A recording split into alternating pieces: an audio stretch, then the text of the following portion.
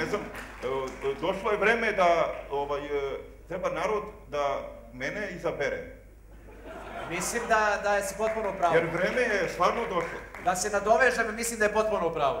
Znači, toliko su vas uvredili, političari, da ne mogu da verujem. Evo, kad uđem na Zeleni venac, svi, evo, i mladi, i stari, ujutru u 7 sati, pola 8, kad dođe 75 autobus, svi na jedna vrata. A postoji još troja vrata. I šta? Ovaj piše ulaz, izlaz, a samo na jedna vrata. I šta je to? To je maltretiranje naroda. I ti svi treba da podnesu ostavke. Svi u gradu, u Beogradu, političari treba da podnesu, jer su oni sramota. I lagali su narod.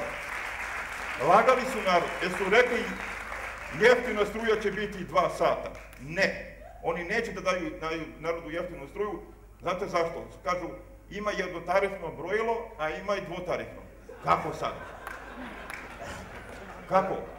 Toliko godina smo imali jeftinu struju i sad ne daju. Kako je bilo 90. godina? Teško, ali imao si jeftinu struju. Jao, pa ovo je politički, predizborni marketing. Da. Odlično si se spremio. Čisto. I bila je struja nekada. I nastavlja. 90. godina.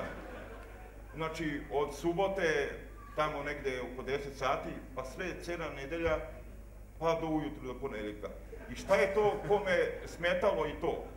Znači, ljudi su celu nedelju mogli da skuvaju obrok, znači, a ne da noću u 4 sata ko sad paprike, da u 4 sata mora da ustane da bi uštedeo na struji.